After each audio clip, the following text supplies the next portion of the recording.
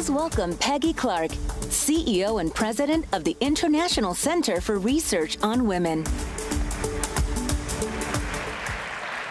Good morning, everyone. How's everybody today? Great. Today is International Women's Day. Happy International Women's Day.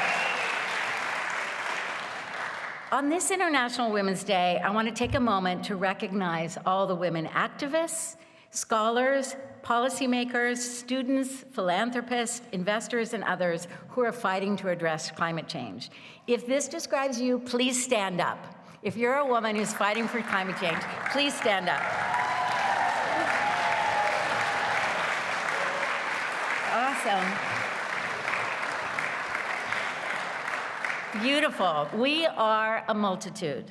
And let's take a moment to applaud the women in your life who are working to create a better planet every day.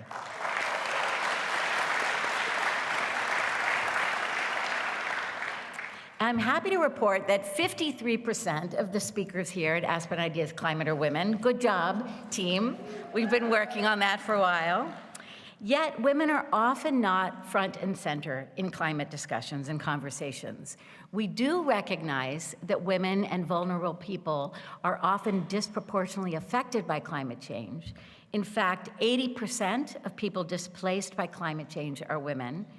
But women are not solely victims of climate change. They're a powerful solution to climate change, too. And today is a perfect day for us to recognize that.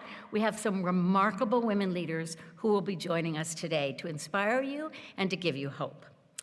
As centers of families and communities, women are really key decision makers about resource use, about the use of food, about the use of water, about the use of energy. Women are effective agents of change if only we invest in them. Yet, this will be surprising to you. Of all the billions of dollars going into climate finance, less than 0.2% of climate philanthropy goes to women-led action. Why is this? One reason is that policymakers and financiers say there is not data to demonstrate the evidence that there is a strong return on investment in investing in women-led climate action. So that's why at the International Center for Research on Women, we've started a project called What Works? Women in Climate, building an evidence base for women-led climate action. And what we are doing is assembling a portfolio of large-scale women-led climate action projects in the energy, agriculture, and water sectors to research both the environmental and the economic impacts of their work. And let me tell you a story about one of the projects, one of many. The Self-Employed Women's Association is in India, and amongst their millions of women members, there are 7,000 women who work in the salt industry in the north of India. Until recently, they used diesel to make their water pumps work, which extracts the salt. And the Self-Employed Women's Association worked with these women to transfer all of those water pumps, 7,000, into solar water pumps.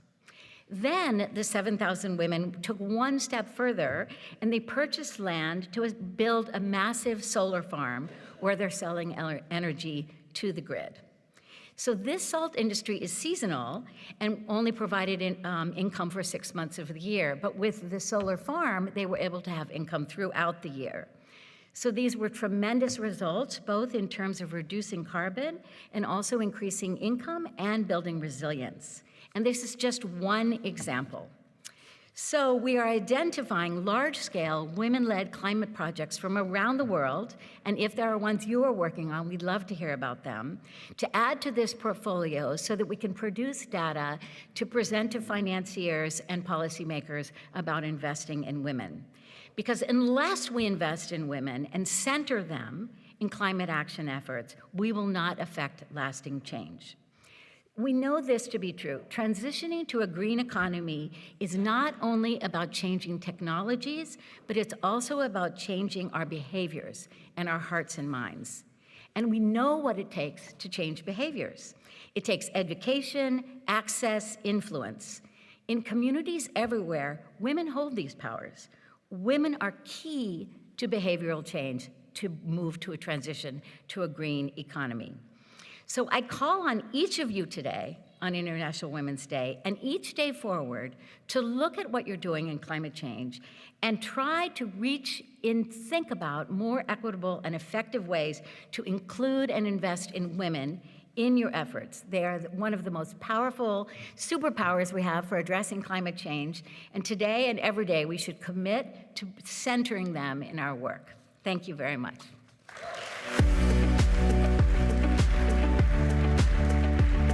And now, GM's Chief Sustainability Officer, Kristen Seaman.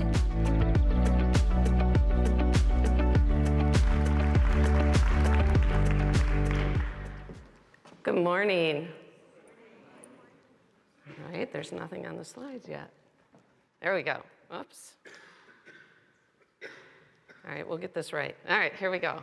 So thank you for having me here today. At GM, back in 2017, we set a vision of 0 crashes, 0 emissions, and 0 congestion. And I'm proud to be here today to tell you a little bit about our progress. Each and every one of us at General Motors is part of our acceleration to an all-electric future. This is our purpose. This is why we do what we do. We pioneer the innovations that move and connect people to what matters. It's a very simple yet powerful statement. Connects us to our past and the pioneering innovations that were done then, and connects us to our future. We changed the world once, and we're about to do it again. We know the impacts that climate change have had on communities, particularly what we've even seen in the past year. Things, ice storms and snowstorms in places that have never seen that type of impact. We have an opportunity now to make a difference and really change this for future generations to come. So at GM, back in 21, we set some pretty bold and ambitious goals. The first was to be carbon neutral in our products and operations by 2040. The second was to eliminate tailpipe emissions from our new US light-duty vehicles by 2035. These are based in science. We have science-based targets that are tracking our progress to both of these bold goals. So how are we doing? If you look at our progress and think about some of the announcements that have been made recently, it's pretty exciting. We've sourced all of the minerals, the critical battery minerals we need to make this transition and to produce the volume that we've committed. We're ready to go on that. We're transitioning our manufacturing facilities by investing over $35 billion to make this transition a reality in the next 5 years. We're working on products that cover every price point and segment so that everybody can be part of the transition. Things like infrastructure. We know we can't do that by ourselves, but we're going to be part of the solution. We're investing over $750 million in charging stations across the country, working with partners like Pilot and Flying J, our dealerships who know better than anybody what's needed in their communities from a charging standpoint.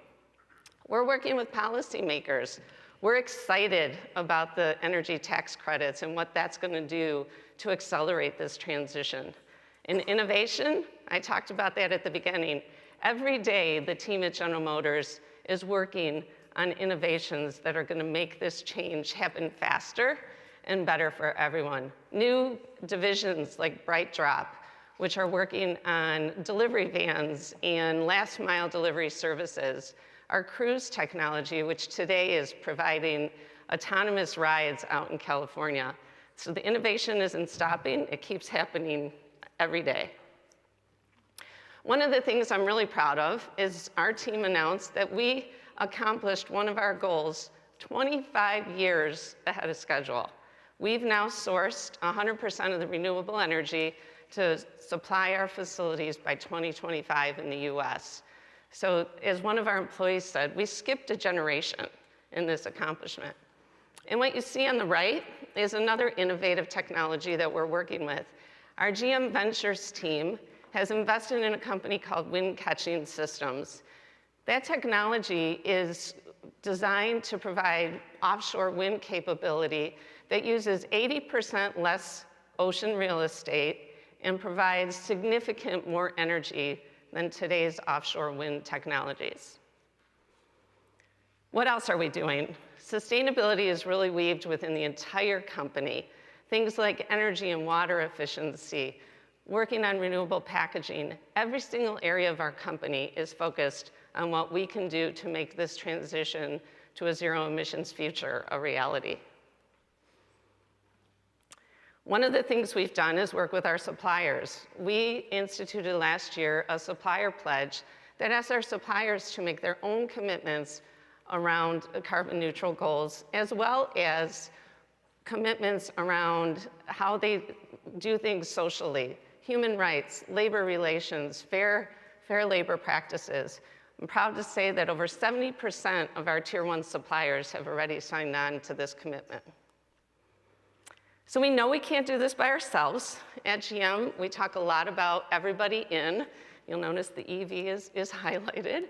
That's in us. We want to work with our partners, our suppliers, our customers, policymakers to really make this change happen as quickly as it can.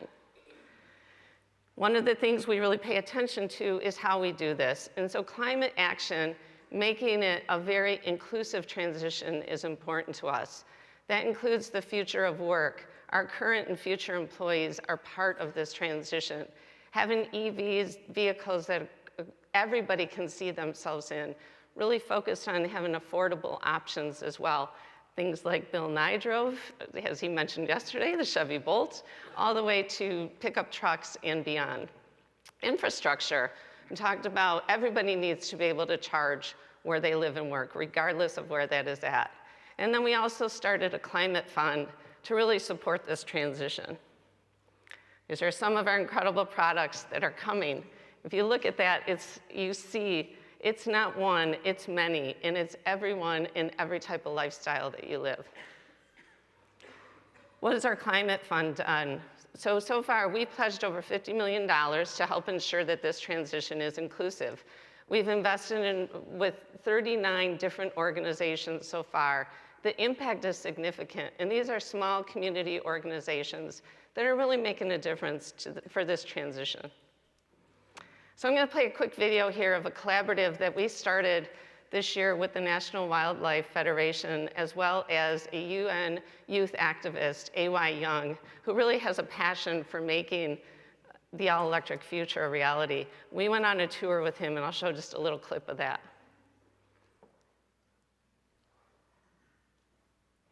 Uh-oh, I don't hear any sound. Okay, well, we'll adapt.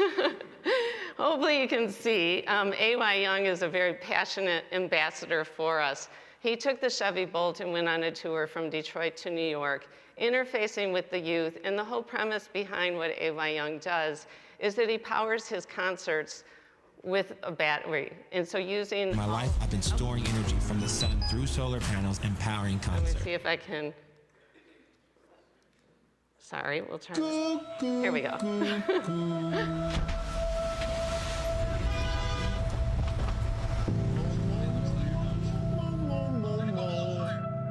I know music is the most ideal way to spread any message, and it's the most ideal thing to move minds. What kind of music do you guys listen to? You guys like music? I'm A.Y. Young, founder of the Battery Tour and UN Sustainable Goals leader. Can we power the whole concert? The last 10, 12 years of my life, I've been storing energy from the sun through solar panels and powering concerts.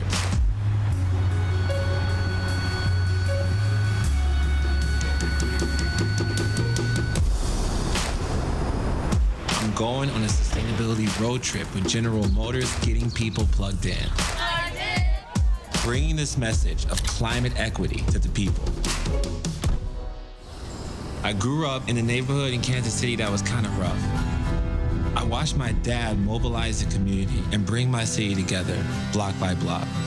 That inspires me to do what I do.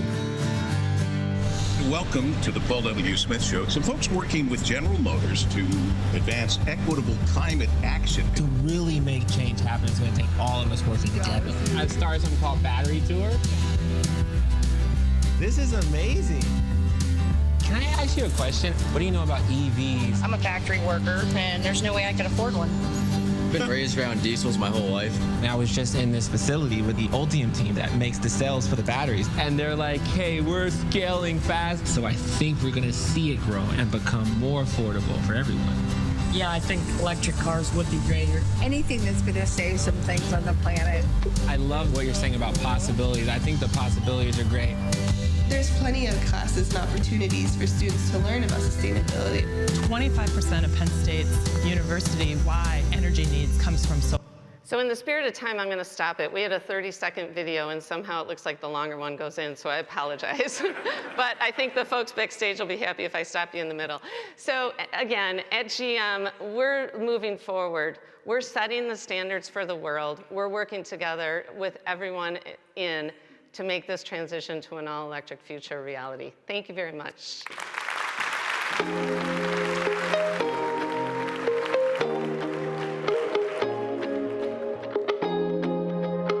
And now for an announcement. Greg Gershuni, Executive Director of the Aspen Institute Energy and Environment Program.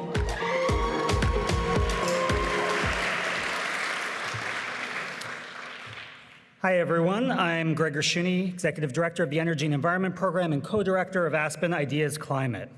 It isn't news to anyone in this room that catastrophic wildfires are getting worse and have changed the landscape, destroying homes and threatening communities and livelihoods.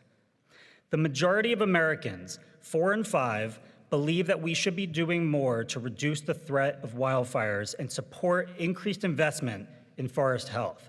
These fires have become more frequent and severe because of growing populations moving into previously forested lands, human suppression of good fires that are crucial to ecosystem health, and because climate change is making forests drier, hotter, and more susceptible to the fire.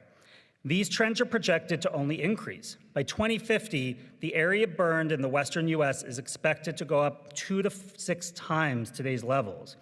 We need a paradigm shift. So last year, the Aspen Institute partnered with the Nature Conservancy to help author a new chapter.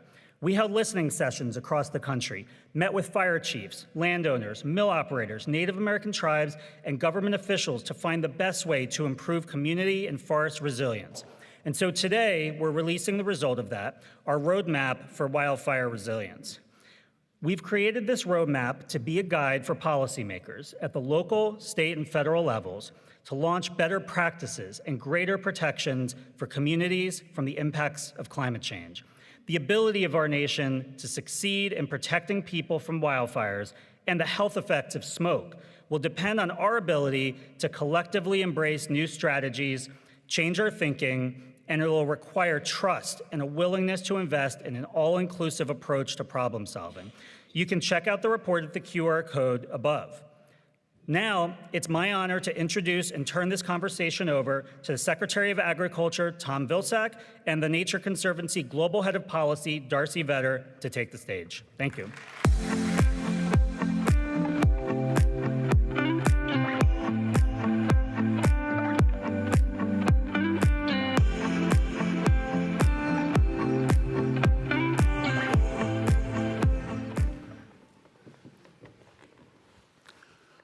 Good morning. Good morning. Darcy, I want to take this opportunity to congratulate TNC and the Aspen Institute for the incredible work that you all are doing in terms of our forests. And I want you to know that we at the Forest Service look forward to reading the report and learning from it, but that we've already begun to address this very significant issue. We recently established a series of priority landscapes across a number of western states where the risk of fire is and has been the greatest. There are many causes and reasons for this, and we're trying to address all of them holistically. We have addressed 21 priority landscapes in which we are investing almost $1 billion over the course of the next several years, utilizing a variety of technologies and techniques to try to begin the process of better managing those forests, to reduce the risk of wildfire. We're excited about the opportunity to really focus on firesheds that we have identified are at highest risk.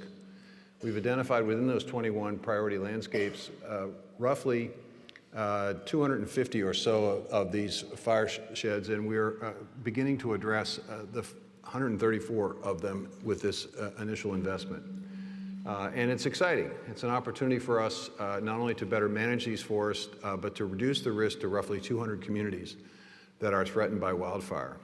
It's also an opportunity for us to convert a lot of the wood that is going to be taken out to be able to protect old growth and mature trees and take out some of the underbrush and some of the hazardous fuel buildup and convert it into construction material. We're excited about the opportunity to see more and more high-rise buildings being constructed with cross-laminated timber, which can be taken from these forests as we do a better job. So I think we're going to find great consistency between what you and Aspen have basically suggested. It was a collaborative effort, and we're very, very excited about continuing to use the resources of the infrastructure law and the Inflation Reduction Act to be able to make an historic investment in our forests. Well, it was, you've made a number of points that really highlight what the report found, right? Which is that there are opportunities for forest products to lean into that in a sustainable way. And certainly, you know, Greg noted for us in the introduction, we're in this together. So the health effects of wildfires, both the courageous firefighters who are facing more and more severe conditions, and then many of us in our communities who are breathing the smoke, the damages to infrastructure. We know that land after a forest fire is more likely to face landslides and fast water runoff, and so the effects of wildfires compound. So we all have a stake in this, not just those who live in the path of fires, and of course the fires themselves release significant greenhouse gases. But there are many mutual benefits if we do it right. And so that technology of how we use forest products, thinking about collaborating with the private sector around insurance and finance and developing that forest economy, and the multiple levels of government that have to participate. And I think one of the it was a real honor for us at the Nature Conservancy to be working with local, state, tribal, and federal government officials, including many of the talented people who work for you in the Forest Service, to come up with this approach. But equally important, and you mentioned this in your comments, as did Greg, are the people who live in those communities themselves and have to have a voice and a stake in the management of those forests. And so for me, as I look at the outcomes of this report, if we don't take the community approach, we probably won't get to a resilient outcome. And we can apply new technologies. We need to make sure we work on equity. We need to think about use prescribed fire and good fire and taking out some of that fuel, as you mentioned, that we can turn into products. But overall, that robust set of voices at the table is really the key to success. And so I do hope that many of you will take the time to it in full. Well, when you mentioned community, part of what we were able to do with our effort was to do exactly what you all did, which is to reach out to the community first before we develop these priority landscapes, to ask for their input. We also have established a very close relationship with tribal entities that are basically very much interested in what happens in the forest. And frankly, when you do this collaborative effort, you not only have an opportunity for co-stewardship and co-management, which we're seeing more of with the tribes, but we also can learn. I mean, these folks understand and appreciate from indigenous knowledge. They know what needs to be done in the forest because they have lived there for literally centuries. And so the opportunity to learn and to incorporate that information into the way in which we manage the forest. You also mentioned the importance of our firefighters. As we take a look at this investment that we're making, we not only have to invest in better management of the forest, but we also have to invest in our firefighters. It should be shocking to everybody in this audience that at one point in time, we were paying firefighters $13 an hour to fight fires. In other words, they could make more money at a fast food restaurant than they could putting their life at risk every single day when they are fighting a fire. We also made many of these firefighters live in cars. I'm not exaggerating, this is the truth.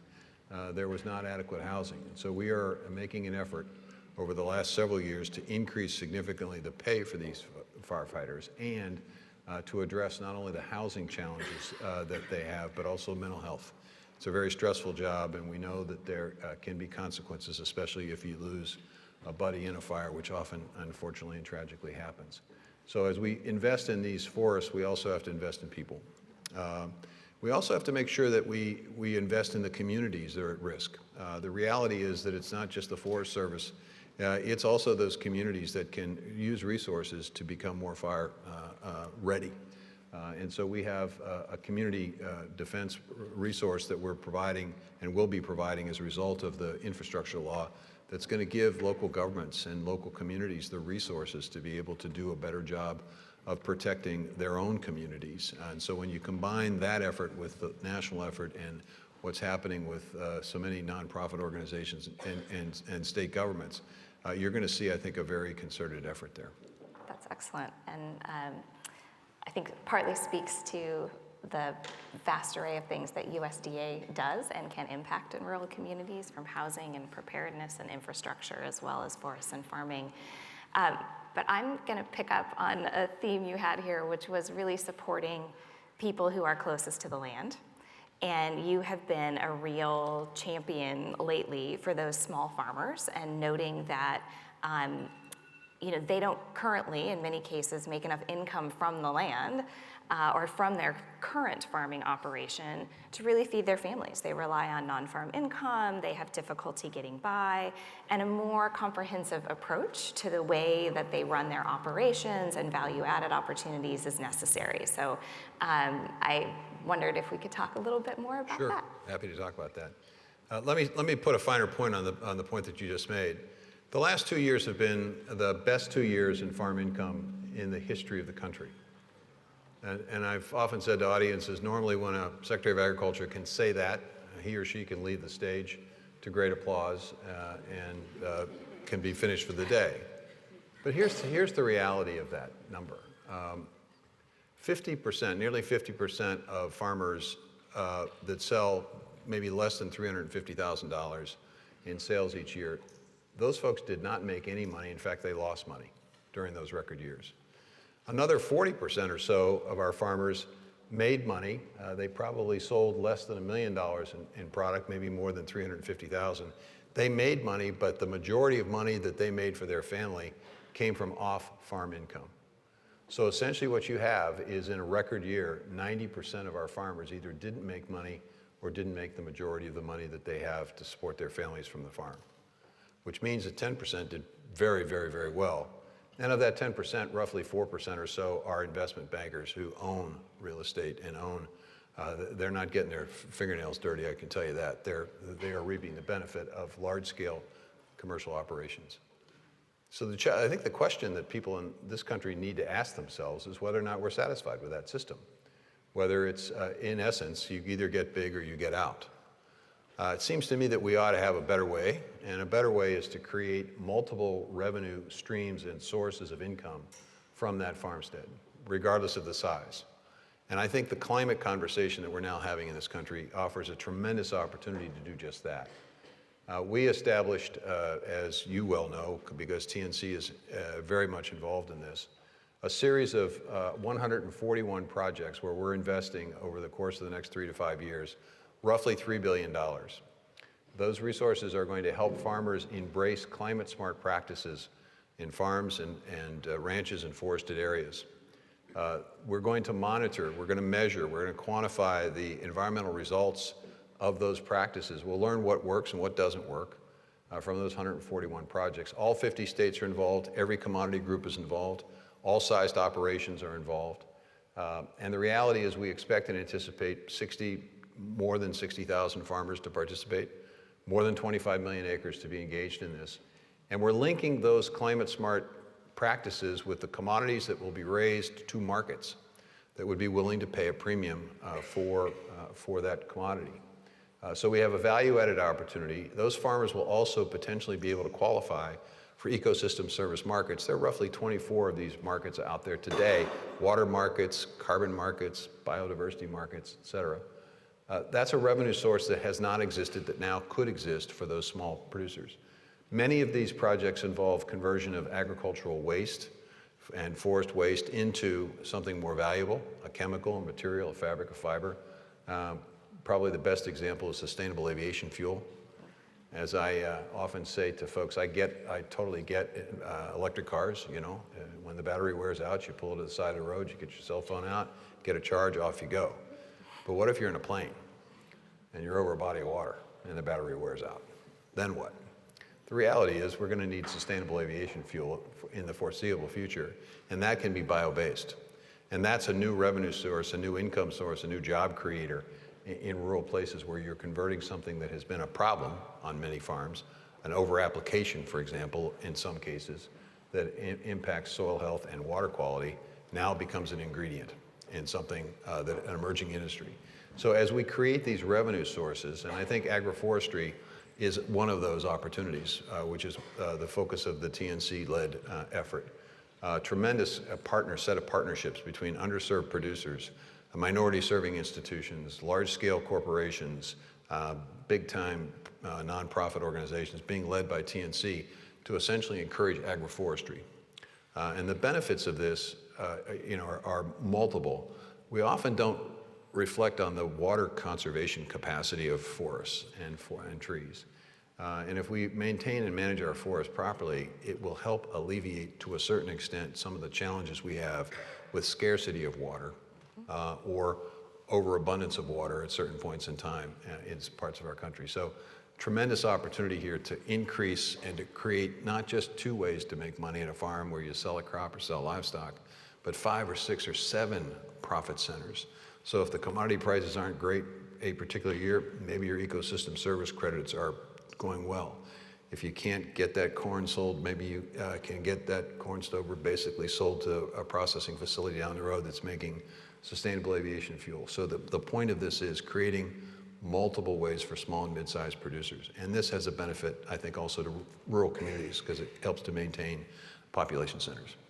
Absolutely, and the Climate Smart Commodity Program you referred to that the Nature Conservancy is leading, we are very excited by the fact that it does include underserved communities, that it's large and small operations, it's multiple regions, so you'll have different species of trees that we are asking farmers to incorporate into their production, which would have different value-added streams, if it's fruits or nuts or sustainable harvest of timber, a new income stream for those farmers.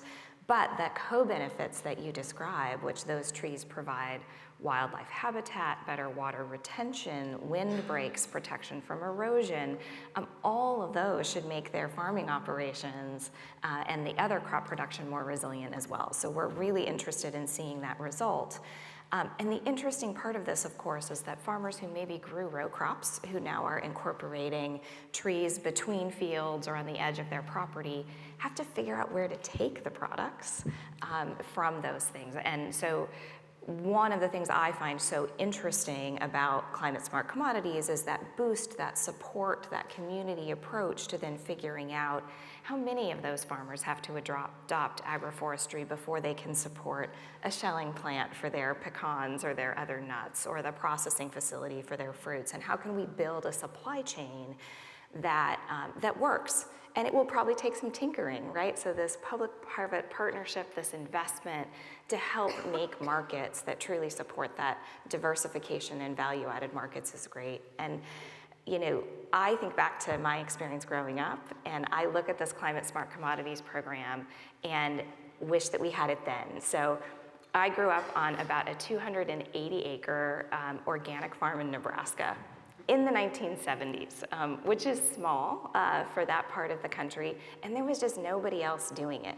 And so trying to find value-added opportunities to market our product, experimenting with different practices, we were sort of all alone trying to get it right, and to have these 141 different projects where everyone's trying to solve these same problems, and they're doing it in community.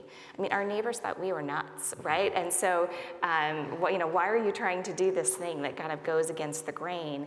To have a community of farmers and then the processors, universities, all supporting that effort at the same time, I think is really powerful, not just for the investment, but for changing the culture toward how people look at their farming operations. You know, one of the great things about the TNC project is not only linking and helping to create that market, as you say, but also creating a certification system. A critical component to this effort is the notion that we're going to monitor, we're going to measure, we're going to verify, we're going to report the results. That's why we have nearly 100 universities involved in these partnerships, because we want to learn what works and what doesn't work, because that's going to be a very good guide, a guide to allowing us to invest wisely the historic amount of resource that was invested by Congress and the President in the Inflation Reduction Act, an historic amount of money that's going to go into conservation. The question is, how do you direct it? Where do you use it?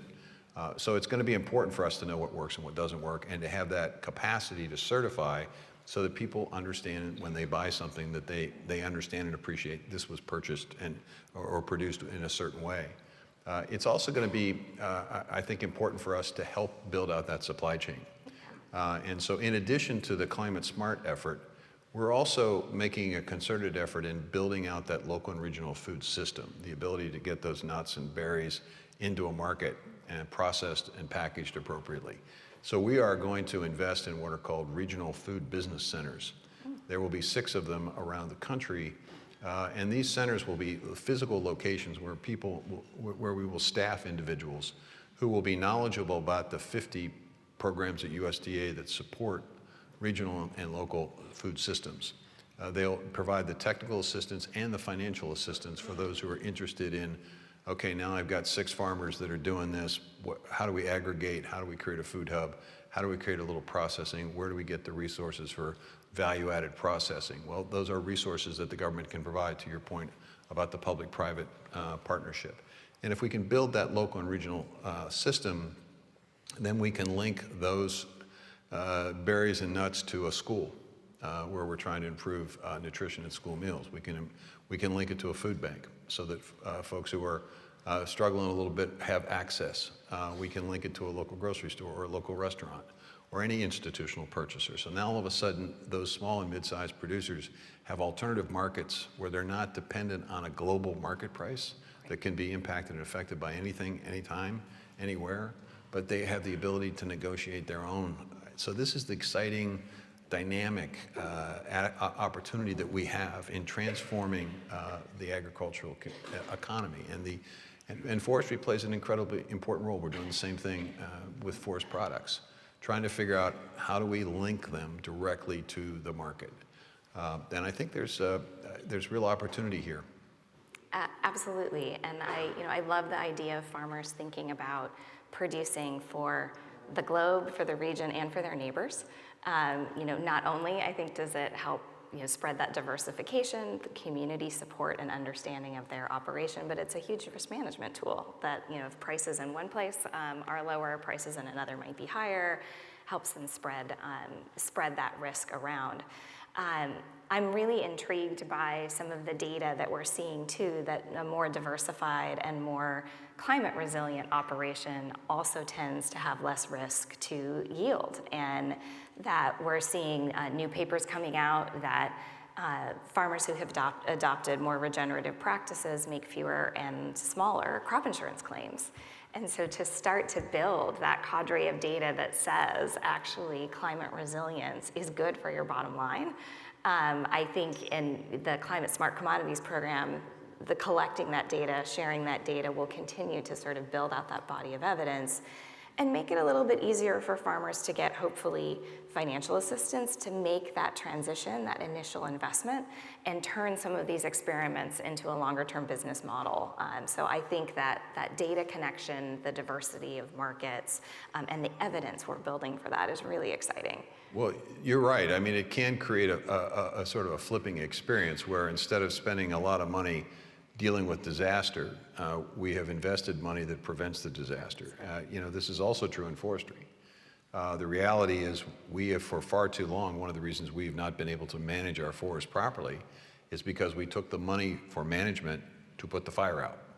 And over time, more and more hazardous fuel buildup, larger and larger fires, more and more resources being sapped from the management side. The Infrastructure Law and the Inflation Reduction Act allowed us to begin flipping the script here by being able to put sufficient resources into management, so hopefully over time we begin to see a reduction in the cost of firefighting, which in turn can allow us to direct more resources in improving recreational opportunities, because the recreational economy is incredibly important, especially out west. An opportunity for us to do an even better job of the amenities, an opportunity for us to do a better job of management. So it does flip the script, for sure. And I think, to the extent that it creates an opportunity on the farming side for small and mid-sized producers, it also encourages more people, young people, to get into the business. I think there's a deep concern of the aging nature of the farming population in the United States. Who's going to farm, right? And I think there are an awful lot of young people. There are veterans, there are beginning farmers, there are farmers of color who are interested and excited about getting into the industry. But boy, it's tough. It's hard. Where's the land? So we're looking at that. We're trying to figure out ways in which we can provide the resources and creating micro loan programs and micro farm crop insurance programs, all designed to help that smaller producer get a foothold, gain some equity, and then be able to, over time, become a mid-sized operation, and then with multiple revenue sources, basically be comfortable not feeling the pressure to become bigger and bigger and bigger. To get bigger, get out, right? Which has been a lot of the pressure that farmers have felt in many parts of the country. And I think, as you were speaking, I was thinking about my grandmother, right, who would always say an ounce of prevention is worth a pound of cure. And we've been in, that cure cycle, right, trying to fix the problem. And I haven't heard it put quite that way, that the infrastructure bill and the Inflation Reduction Act and the investments that they're making, and really, I think, starting a conversation we haven't been having about investing in climate solutions and nature and communities as part of the prevention package, as sort of investments in resilience. We've really been talking about, I think, a green economy and climate and infrastructure in very new ways, and the way that you put that, I think, is particularly powerful. That preparedness. This is an interesting point because, when you think about the climate conversation, it's always in the context of we haven't done what we needed to do, we're faced with a crisis, and we need to hurry up. But in a sense, it is also an opportunity to re-engage the country in a communal conversation, exactly. Which I think we desperately need given the divisions within the country. We need to find ways in which we can find something common ground, and I think there is common ground when you talk about, well, let's spend money to prevent a problem that's going to cost us more money. That's something that can actually attract all sides to a conversation, and I think it's desperately needed. It also allows the United States to take not just an opportunity domestically, but also internationally.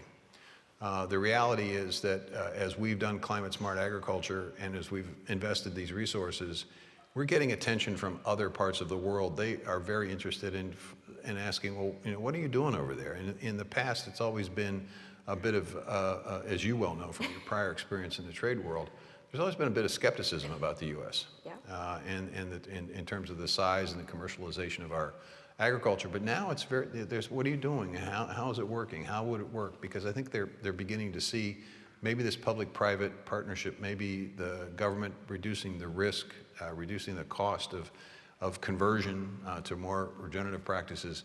Maybe that's the way to get more and more farmers as opposed to basically forcing a particular way to do. I mean, I don't think our farmers don't react particularly well to being forced to do something, but if you incent them and you show that there's a profit opportunity, they're more than happy to take advantage of that. Yeah, and you're right that farmers everywhere are facing some of those same challenges. And I think you're also right that in terms of that investment, it's sometimes more attractive to be investing in your neighbor than to a government far away. So I think both of those things provide interesting pathways for the future. Absolutely. Thanks so much for sharing the time with me today. You bet. Thank you.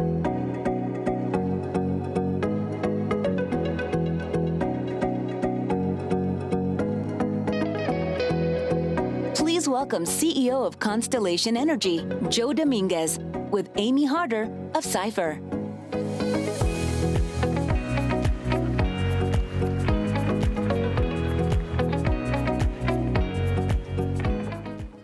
Good morning, everyone. It is so lovely to be here. I'm looking forward to having this conversation with Joe up on stage. But as we get settled, I have a question for all of you out in the audience joining us here live in Miami. Raise your hand if you think nuclear power is an important climate solution. Okay, I think there's about 2/3 of you. Raise your hand if you don't think it should be part of the solution or if you're just not sure. Okay, a few more hands up. Good, I'm glad we're all being honest and feel comfortable sharing. I want to ask that question to lay the groundwork for our conversation. We have with us Joe Dominguez, who leads the company with the largest number of nuclear power plants in the United States. I think if I had polled that question even 5 years ago, a lot fewer hands would have gone up. Joe, can you tell us about why there has been a sea change in support for nuclear power in recent years? Yeah, for sure. Well, first, good morning, everyone. It's exciting to be here today. Could I just diverge for a moment? I got to meet Amy a little bit backstage. She grew up in a ranching family and happens to never have seen Yellowstone, which I thought was fairly remarkable. But I wanted to share that story. Now that you've called me out, I'm going to have to watch it. And also, as an addendum, I completely agree with the secretary and the other conversation about how farmers do not want to hear from the government. I can confirm that as well. I think that resonated. I think the big sea change, well, certainly the events that we've seen in Europe most recently have really reinforced the importance of having a domestic energy security element. And I think nuclear does that very well. It also does it on a more granular level in terms of the reliability of the system. We have had, over the last 5 or 6 years, some unfortunate events from a reliability standpoint. Look, we're in the anything, anywhere, anytime business. Anything you want to power, anywhere on the grid you want to put it, and anytime you want to run it, whether it's a hairdryer, an electric vehicle, or a steel factory, we have to power it on the grid. And that presents some real challenges as we do this transition. We have to have resources that are both resilient and very predictable in their operation. And the deeper we get into addressing the climate crisis and changing over the electric grid, the more important it becomes for us to have resources that operate when we need them to operate. And in the case of renewables, we obviously have to deal with the intermittency. So as intermittency becomes a bigger issue as renewables penetrate more, we need to have baseload resources that operate all the time, that are carbon free. And I think, Amy, that's probably changed the discussion as we've seen a near crisis in California, a real crisis in Texas, and most recently, folks didn't hear about it outside the electric industry because frankly, the crisis didn't occur, but just before Christmas, in the largest part of the US grid, spanning from Illinois all the way to the mid-Atlantic states, we almost once again had a catastrophic failure of the electric system. And we realize that reliability has to be the first order of business as we execute this transition. As much as we all care passionately, and I went to become an engineer early in my career, really focused on environmental engineering and things of that nature. But the reality is last year also told us that if affordability and reliability isn't there, the general public will restart coal plants rather than face an economic or a reliability crisis. And that's a challenge for what we're doing. Nuclear solves that by providing a very predictable chunk of the electric supply, accounting for more than 50% of our zero-emission clean energy today. So you're looking to extend the licenses of most of your nuclear power plants to have them run to 80 years. Now there's a healthy debate happening in this country on if 80 years is too old to be president or to run again as president. Is it too old to run a nuclear power plant? Well, unlike people, we could change the major components and have in nuclear power plants. Just give us a few years. Sometimes, Amy, I'd love to see a bit of a brain transplant for some of these folks, but I certainly know what you're talking about. But Amy and I were talking, one of the things that we're doing at the company is repowering our windmills. We have a large fleet of renewables as well as nuclear. And she was saying, what does repower of a windmill really mean? And I said, well, you take the blades off, you take that big chunk at the top, the generator off, and basically you take it down to a concrete pad and maybe the stand and replace all the parts. And she said, well, that doesn't sound like repowering. That sounds like all out replacing it. Well, in many respects, it's what we do with nuclear plants and have done since they were built. We consistently replace major components, and we spend over $1 billion a year doing just that, so that we could ensure that the pumps and the major equipment are as good or better condition than when the plant was brand new. And usually it's better, because usually the equipment that we're able to install in the plant has also benefited from technology and materials and controls. So I would say the units today are in better shape than the day they were commissioned. So yeah, we could go a lot longer. I want to turn to a topic that's getting a lot of attention in the energy industry, which is of course adjacent to climate, but they're not always the same thing. So another question for the audience, raise your hand if hydrogen is something that you think about or care about or are interested in. Okay, a lot of hands. That's a good setup for something that's happening as we speak or in the last few weeks in New York. You guys are launching what is considered the US's first nuclear-powered hydrogen facility, which I guess in the rainbow of hydrogen colors is considered a red or a pink. Can you talk about why this is important and what it could do that for perhaps green hydrogen from wind and solar could not do? Well, I think at the end of the day, what we really need to focus on is whether or not we emitted carbon in producing the hydrogen, and probably dispense with the color coding here. But the reality is what we're able to do with hydrogen production in New York, and we just got through commissioning and we got into actual operations. So first time we've connected the hydrogen making equipment with a nuclear plant electrically. If just based on, I saw a number of hands go up around nuclear plants pro or against, but you probably all know kind of the design. We're on water generally, so there's water availability to make hydrogen, which is just an electrical process to separate the oxygen and the hydrogen in a water molecule.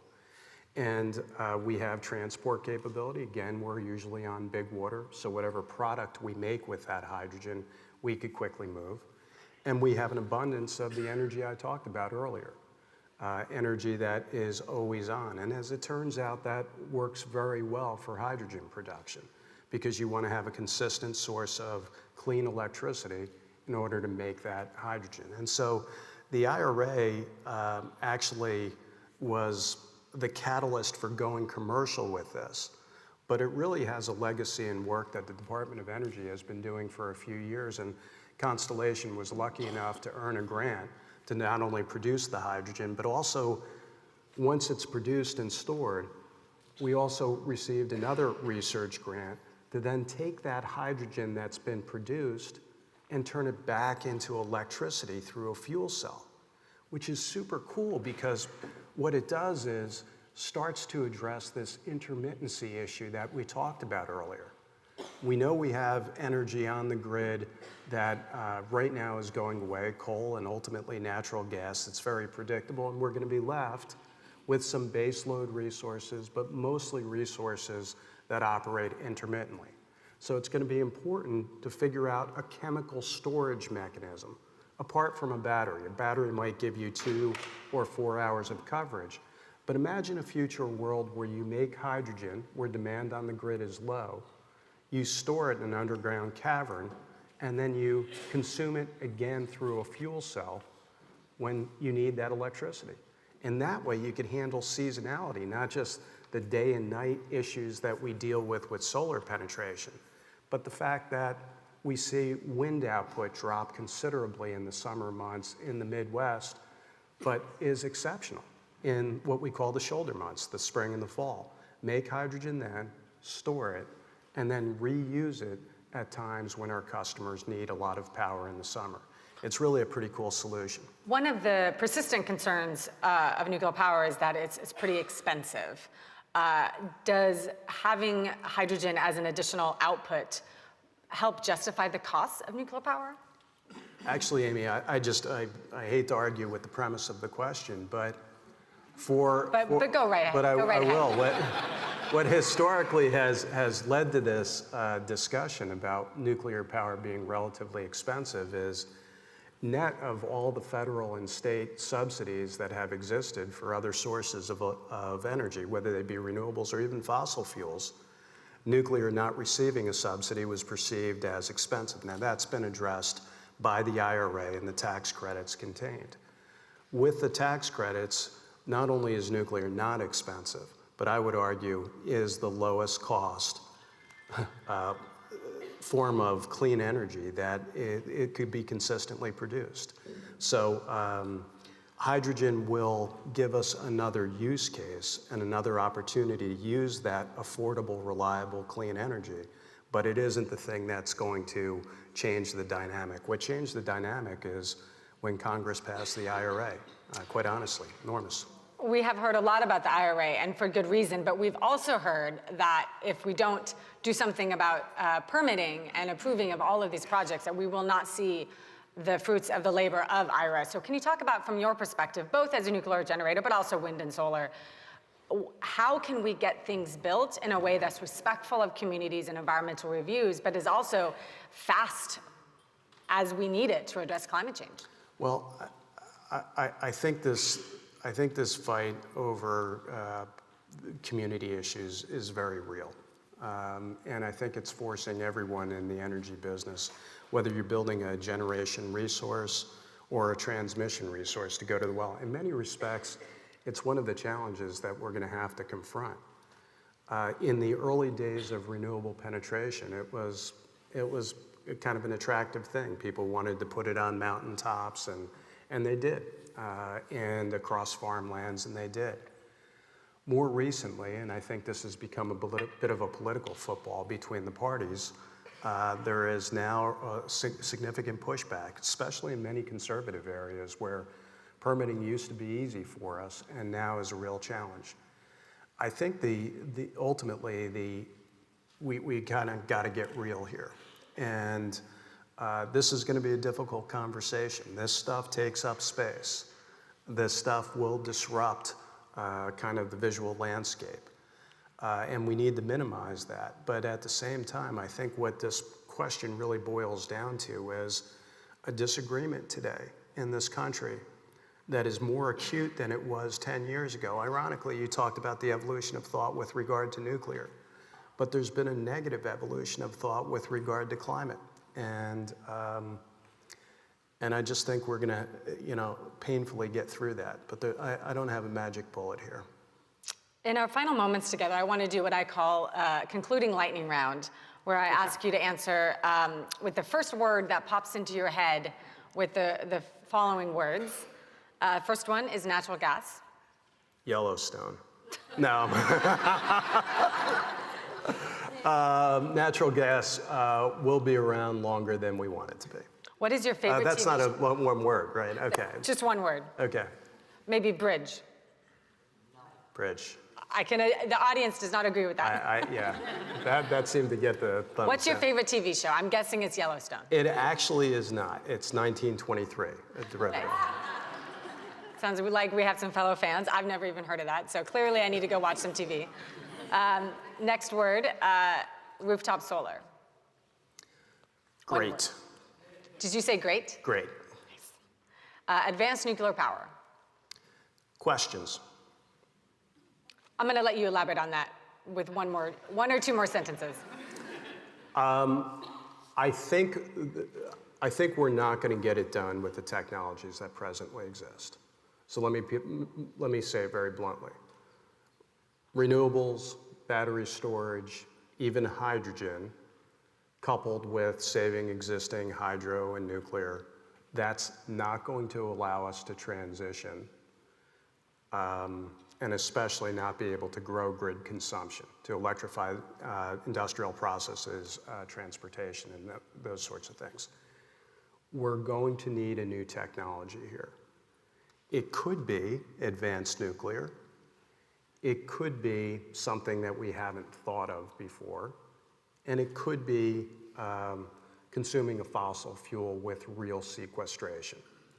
And by that I mean really sequestering all the CO2. All of those things have challenges. I think the nuclear industry in particular is faced with a real strong competitor in the fossil fuel industry, and I already get that this may not be what you want to hear. But these gigantic fossil fuel companies that earned enormous profits this year invested about $80 billion in capital. Now, we're the largest producer of clean carbon-free energy in the country, and over the course of the next 5 years, we'll be able to deploy somewhere between $5 and $7 billion of capital. So these companies have enormous resources, and they're working very hard to figure out how to make their products work. I know you see the commercials and all of that, and I don't want to get in a fight with big oil. They already know where I live. But maybe next year we can have a big fight up on But the truth is, they're going to invest heavily, and I think they may develop some emerging technologies that ultimately will compete with everything else, including advanced nuclear. So more to follow. Well, Joe, thank you so much for this conversation. Yeah, well, thank you.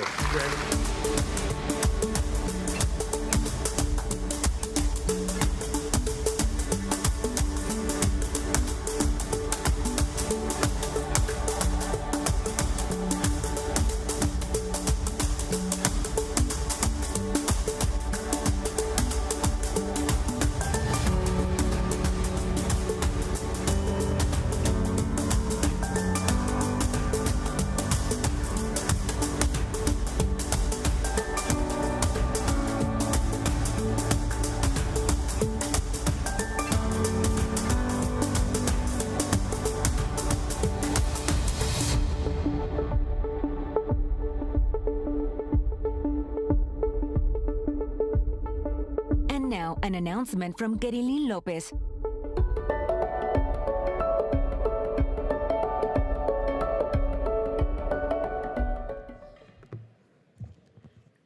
Buju Wabishke Benasis and Dishnakas Mikanak no Dame Gawaba Biganakag Na. Hello, my name is Gerilyn Lopez. My friends call me Jerry. I'm a member of the Whiter tribe located in central Minnesota. I'm proud of the steps my community has taken to address climate change and equip our people with renewable energy sources. When I was in my early 20s, my tribe was actively working towards advanced technologies like solar and wind power. I was interested in construction and was fortunate to play a part in learning how to bring these technologies to my community. Unfortunately, as it is too often the case, the funding dried up, and I found myself searching for new opportunities, an opportunity to continue and to learn my skills. Around the same time, my mother-in-law told me about an opportunity she came across for young people to assist low-income families in Minnesota to achieve greater financial stabilities by lowering their energy usage. The program, AMPAC Home Energy Initiative, was an AmeriCorps service year program where I could get paid, learn new marketable job skills related to the green economy, and make a positive impact on families and communities that I would be serving. I jumped at the opportunity. During my service year, I served at Community Action Agency, where I was paired with an experienced energy efficiency professional.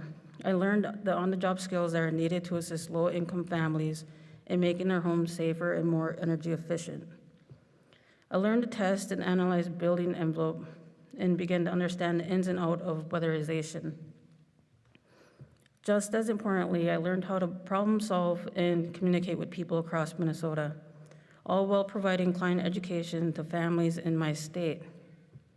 During my very first home visit of my service year, I was assisting an older woman with her home energy usage. I remember her telling me she was so impressed to see other women succeeding in what she had traditionally thought of as a man's profession. Until then, I hadn't realized my service here was doing more than just helping my career. It was serving as an inspiration for other women like me who were interested in a career in the energy sector. The skills, training, and experience I received during my service here got my foot in the door in this industry. It equipped me with skills I needed to secure my current position as a weatherization auditor at Mojave Ottawa Community Action Partnership. And today, I'm in a career that I know is not only making a difference for the environment, but also for the families I assist day in and day out.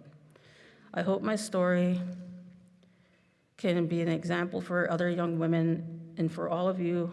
Weatherization and energy jobs are no longer just for men. If we invest in our training, our next generation, we can empower women and men from all walks of life to join this climate fight and to pave new pathways to opportunities for all of us. Miigwech.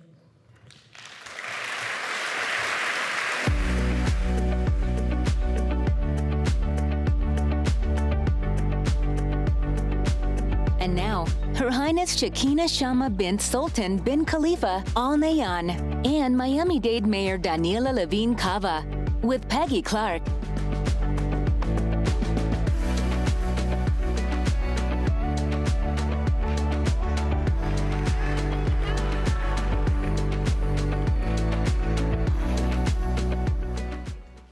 Wonderful. Hello, everyone.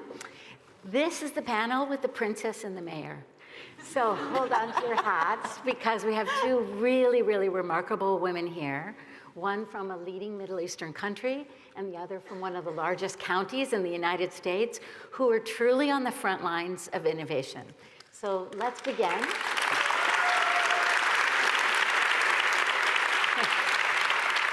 I think you both have a lot of fans in the audience, which is a wonderful thing. So you are both right in the middle of supporting huge innovations in addressing climate change. So can I start with you, Your Highness? Tell us a little bit about the innovations you're working on right now. Good morning, everyone. I'm really pleased to be here at this important conference that's focused on a topic that I'm very passionate about, climate action. In September, I launched and accelerated an independent NGO that's working to accelerate climate action by growing the green economy. And through this accelerated, our aim is to build a repertoire of investable projects that we hope will drive the green economy forward. We've come across a number of interesting startups and innovations, many of them from the United States, that we're hoping to bring to the UAE and pilot them there. I'm very hopeful and very excited. We often hear a lot of the doom and gloom stories of climate change, but when I see and meet passionate people that are creating solutions, it makes me extremely hopeful. Thank you so much. And this UAE Independent Climate Accelerator, it is not just for entrepreneurs in the UAE, it's for entrepreneurs all over the world, is that right? Absolutely.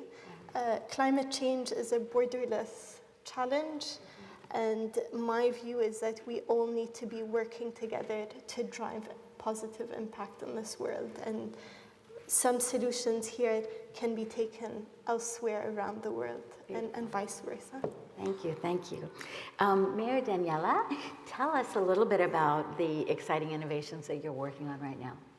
Well, first of all, it's such an honor to be here. Thank you so much for hosting Peggy as moderator and Her Highness. We've had a wonderful conversation and we've already found great ways to partner. So very excited about the innovations that she is bringing, not just to her country, but to the world. Well, right here, we all know that our environment is our economy. And certainly as mayor, we've doubled down on the great work of our Office of Resilience and other departments working together. And some of the big initiatives have to do with protecting our bay, which is our blue heart, and is often in peril from unfortunately, pollution and different inputs, and we're working hard to protect our bay with the first ever Chief Bay Officer. Also, we're working on the Everglades, which we have 2 national parks here in this county, which is unique and special. And Everglades National Park and the Everglades broadly are our lifeline. That's our drinking water source. And we have to do everything possible to make sure that we don't encroach upon that and we keep our water clean and safe for all of our community. And we're also working in a way to bring solutions through the Miami-Dade Innovation Authority, which was approved yesterday at the Board of County Commissioners. We're very excited. It's to bring new ideas, new enterprises that help us solve some of these really serious problems. And an example of how we're going to partner with the accelerator.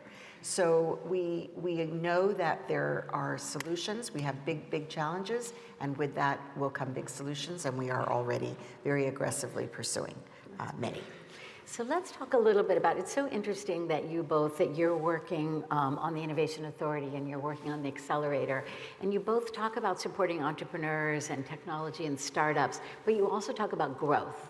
And so often, small startups will not get to a scale that makes a difference.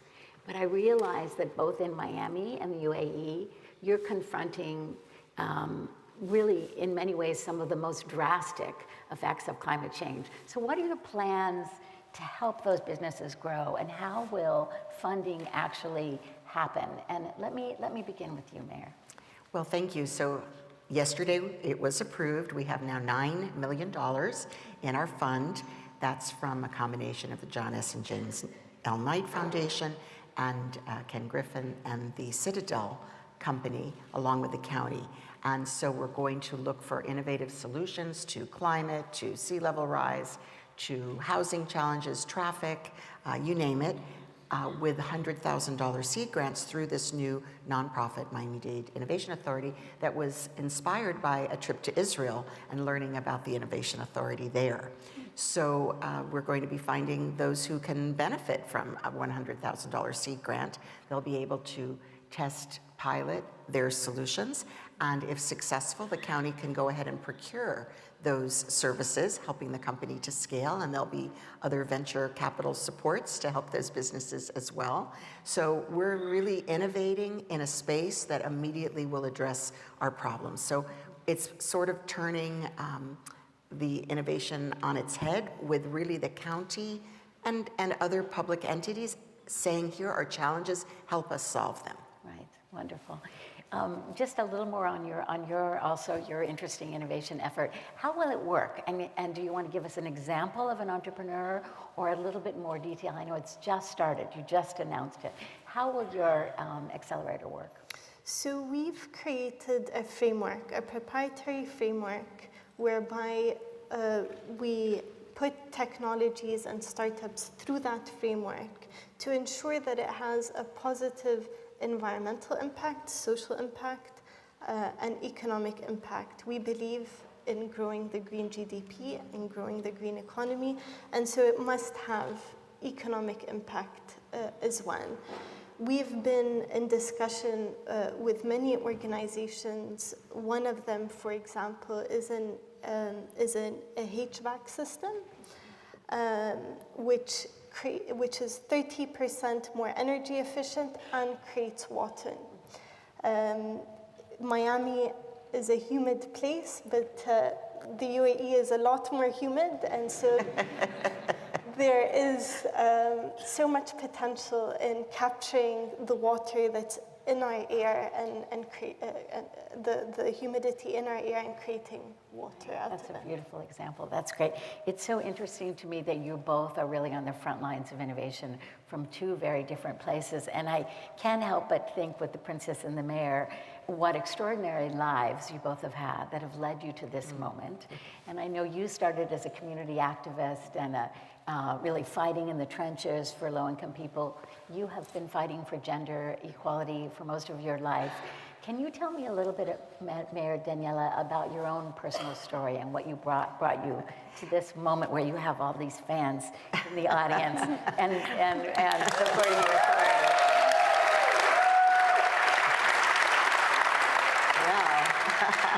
It is Women's History Month, and it's International Women's Day. Yes. I am extremely proud to be the first woman mayor of Miami-Dade County, and I hope that this does make sure that little girls and bigger girls everywhere know that there are paths to achieve whatever they dream is possible. And my own personal journey is one where I was always supported by my family and friends to achieve my dreams. I had a great education. I got to travel the world. So I had many, many advantages, including training in law and social work, both I think very critical to success in making change. And yes, I was in the trenches as an organizer, certainly around children and families primarily.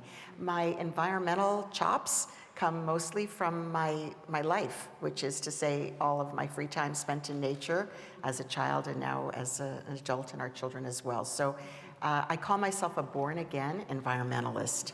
It was not, it was not my first path, but coming into this office as mayor, and a key factor for why I came into it was because I knew that I needed to be on the front lines, protecting, preparing, building momentum and support for the important work that lies ahead. Beautiful, thank you. Her Highness, will you tell us a little bit about your own life and your personal story and what brought you to this moment? Just like Mayor Danielle, I've always been passionate about nature and the environment.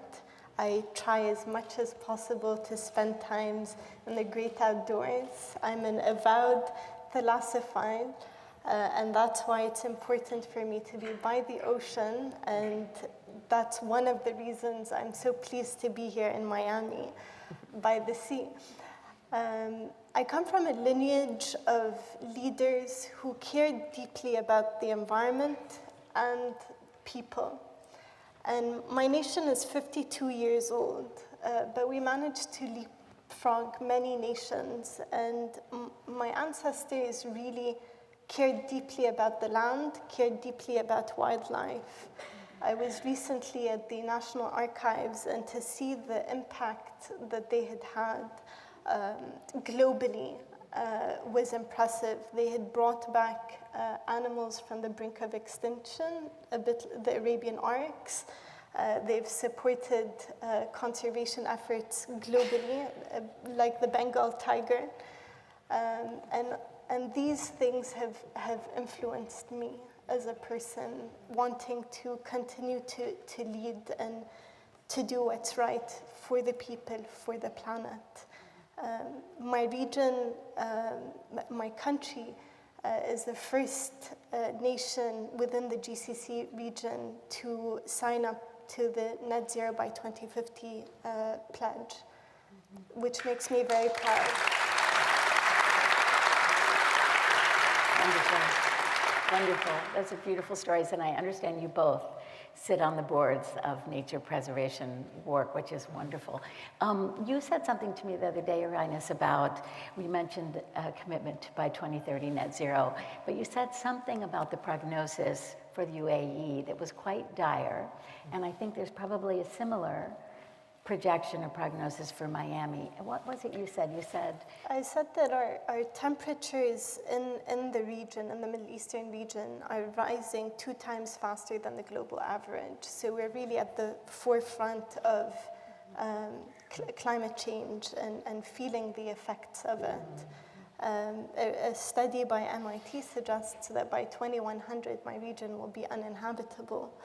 And there are serious health repercussions as well, and effects to our crop production. Yeah, exactly. If I could, yes, add on that, we have the most days of extreme heat of anywhere in the country. So while the temperature on its own is not the most sustained, when you add the other factors, the humidity and so on, and this is extremely dangerous as well. Obviously, so many outdoor workers, just the sustainability of the climate. Yeah, and how are you addressing that issue of heat? We have the world's first chief heat officer, Jane Gilbert. Wow. Yes. And clearly she's had a global impact, and through our Strzok Foundation around the globe, there are others now.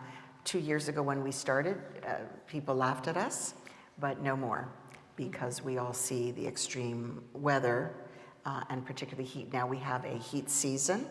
We have a major educational campaign around how to avoid the impacts of heat, and we have cooling centers, major initiatives around cool roofs, and other things that we're doing. That's wonderful. So, you know, really quite literally, you both hold the future of Miami-Dade County and the UAE in your hands in the roles that you're playing. And that's why you're in those roles, because we believe in you. Are you hopeful? Can you tell me, are you hopeful about the prognosis for the future?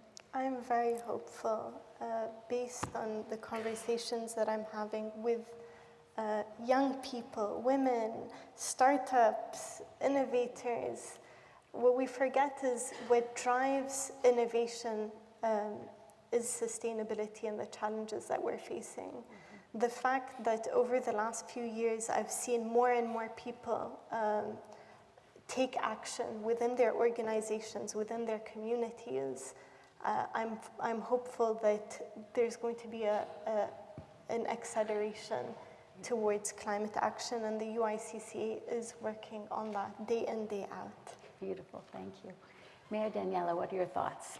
Are you hopeful? Yes, I'm cautiously hopeful and optimistic. I am by nature an optimistic person, and I see the involvement of young people, of more women in leadership roles, greater focus at the local level, local government, local enterprises, and getting attention on the world stage, that we are doing real things in our local communities and galvanizing support.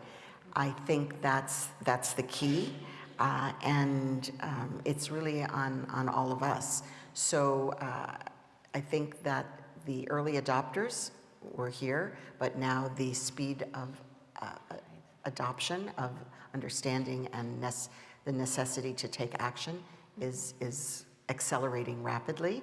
And things like insurance, I just want to go back for a second.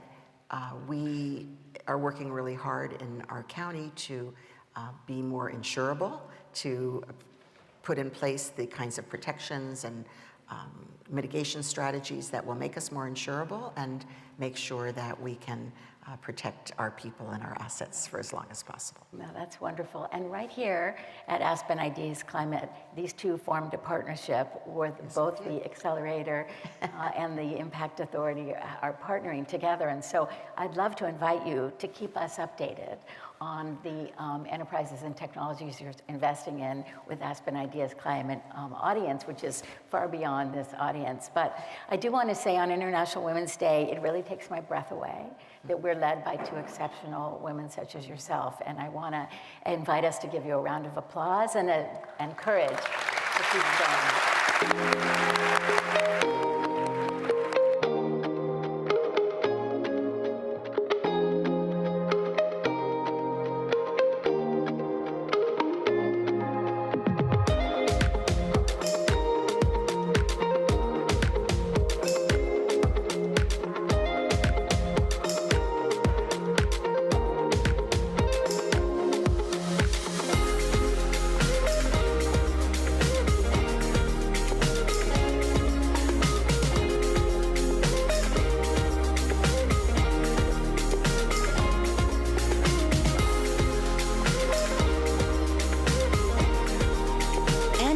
For an announcement, please welcome Andrea Santi from Xprize.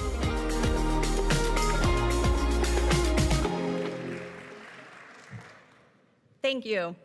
It was fantastic to hear about the innovative programs that the mayor and the princess shared. And I'm honored and excited to be able to announce the newest Xprize competition. At Xprize, we are dedicated to inspiring and incentivizing breakthroughs that address the most critical challenges facing humanity.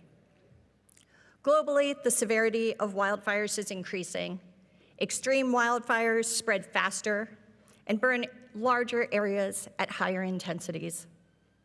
And while only around 3% of wildfires are extreme, they drive 80% of fire-related damages and account for a growing percentage of global greenhouse gas emissions.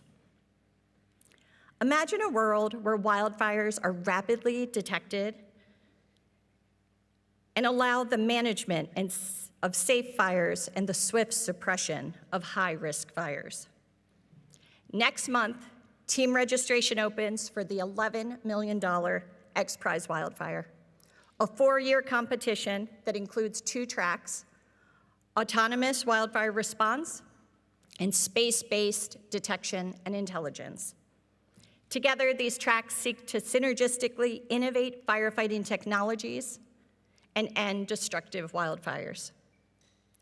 We thank our co-title sponsors, the Gordon and Betty Moore Foundation and Pacific Electric and Gas, and our presenting sponsor, Mindaru Foundation. I want to thank Aspen Institute for hosting this amazing event, providing us this space to be able to share our announcement, and joining us as an official partner of Xprize Wildfire. We invite all of you to help share the information, follow us on the web, spread the word, recruit teams, partner with us, and help scale winning solutions. I'm here through the rest of the conference, and I hope to meet a lot of you. And please enjoy as the video shares more. Thank you.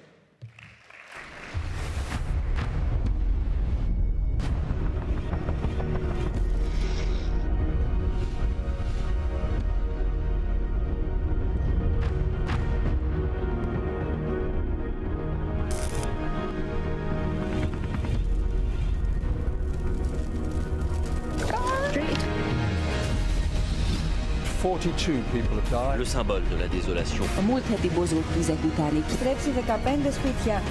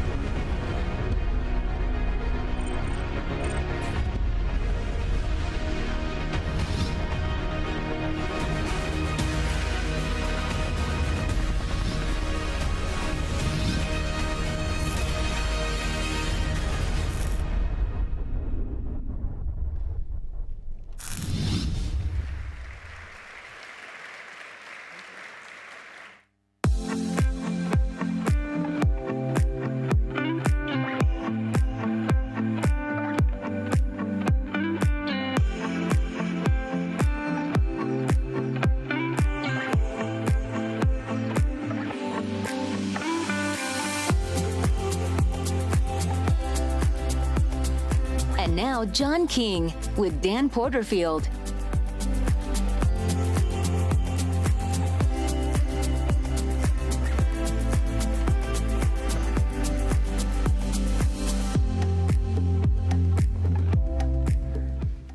Good morning, everybody. I'm Dan Porterfield with the Aspen Institute, and so pleased to be here with my good friend John King, the Chancellor of the SUNY system. But John King has held every role you can hold almost now in supporting public education. He was the CEO of the Ed Trust. He was the Secretary of Education in the Obama administration. He was the State Commissioner of Education in New York. I'm working backwards. He was a middle school principal and a high school teacher. So he's done it all.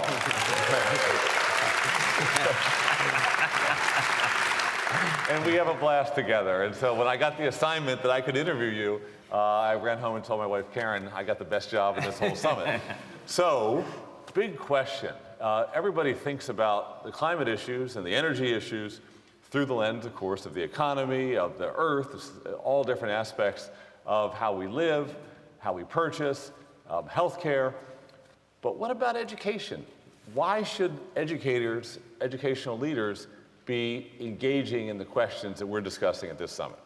Well, thank you for asking that, and Dan, I so appreciate Aspen putting an event like this together and focusing the country's attention on these issues.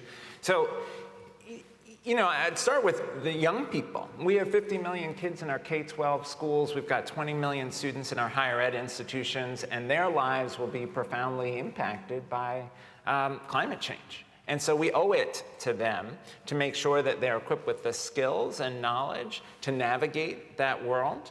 I have a 16-year-old and a 19-year-old, Amina and Maria, and when we're talking about climate, they often will say, you know, you older people, you say it's on us to solve the problem. It's really on you all to solve the problem. You created this problem. Don't just leave it to us. And so we have to use the tools that are available to us. And in education, you know, think about K-12, 100,000 school buildings, 480,000 school buses, 7 billion meals per year. So there's tremendous opportunity to leverage the assets of the education sector to tackle climate change. And you took part in a big Aspen project along with Christine Todd Whitman, the former EPA commissioner and Republican governor of New Jersey. And this commission was put together by the Institute to look at the K-12 sector and to bring together all kinds of leaders, thinkers, students, educators to ask the questions, what can we do? In fact, Laura Shifter is here somewhere, and she was the one that envisioned this. That's Laura right there. Thank you, Laura. She woke up at home one day and said, I got to do more, and then it was her, this is what she brought to the Aspen Institute. Well, you were the co-chair of that, so what did you take away from that experience of listening and then recommending? Yeah, you know, it was a great experience, and it was great to co-chair it with Governor Whitman because I thought it sent a powerful signal to have a Republican and Democratic former cabinet members both leading this effort. We had civil rights leaders, educators, environmental activists, and student leaders who were phenomenal. We spent a year listening and, you know, share a couple of examples of things we heard. One really scary and maybe two hopeful. So the scary one was a school board member from Santa Barbara who spoke at one of our listening sessions. She ran for the school board wanting to call attention to the need for the district to do something on climate. Nobody would listen. She got elected to the school board, and she was the one in meetings who would say, why aren't we doing electric buses? Why aren't we putting solar panels on this new school building? Nobody would listen. And then there was a drought, and then there were mudslides, and there was loss of life, and then the school district mobilized around a plan to get to net zero and to think about resilience across their campuses. And what was scary to me about that is we don't want that to be our collective situation, that we don't act until there's already grievous harm. On a more hopeful note, we heard a lot of examples of great things that are happening around the country. A teacher from Oklahoma who was nervous about teaching about climate change, worried that it might be too partisan. So she started with an issue that all of her students and their families could appreciate. What's our relationship to the land? And how do we, whether it's hiking or hunting or fishing, what is our relationship to the land and what will climate change do to our land? We heard from a leader in Stockton, California, who was working to move the entire school bus fleet to electric and had worked with the school board and built public will around that. And we also had the opportunity when we were launching the action plan to visit a net zero school in Arlington, Virginia, Fleet Elementary. And during that visit, one of the interesting things, Randy Weingarten, who leads the AFT, one of the major national teachers unions, she asked folks, how much more did this building cost than a regular fossil fuel dependent school? And the answer was, it didn't. It cost the same. And that was a really powerful moment for us because it said, we should have a lot more urgency as a country. Why are we building any school or any public building for that matter that isn't net zero today?